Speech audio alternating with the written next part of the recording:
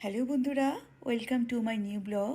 আজকে আপনাদের জন্যে একটা লোভনীয় রেসিপি, খুবই সহজ সরল, 400 গ্রাম মাত্র ছানা দিয়ে এত মিষ্টি কীভাবে বানালাম চলুন দেখে নিই।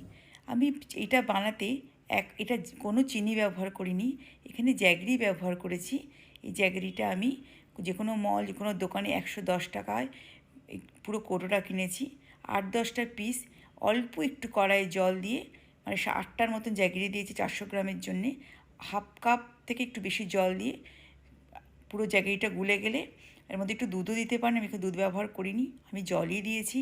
তার মধ্যে পরিমাপ মতন জল দিয়ে পুরো ছানাটাকে দিয়ে যখন জ্যাগরিটা গলে যাবে তার মধ্যে ছানাটাকে দিয়ে চটকেও নিতে পারেন বা টুকরো টুকরো করে দিয়েছি আমি।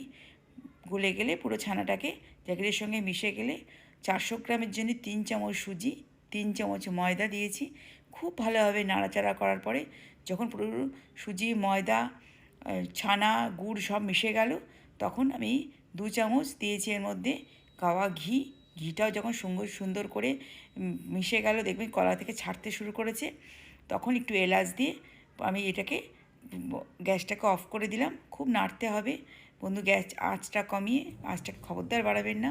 তারপরে একটু হাতে ঘি লাগিয়ে সম্পূর্ণভাবে প্যাঁড়াগুলোকে গড়ে নিলাম। এখানে আমি একটু এডিবেল কালার ব্যবহার করেছি, গ্রিন। এখানে এটা অপশনাল, এখানে যে কোনো কালার কিংবা কালার ব্যবহার না করেও তৈরি করতে পারেন। খুব সুন্দর খেতে হয়েছিল। অবশ্যই এটা পরিবারকে উপহার দিন। রেসিপিটা ভালো লাগলে লাইক, শেয়ার, সাবস্ক্রাইব করুন। নতুন হলে সাবস্ক্রাইব করুন, চ্যানেলটাকে ভালোবাসা দিন।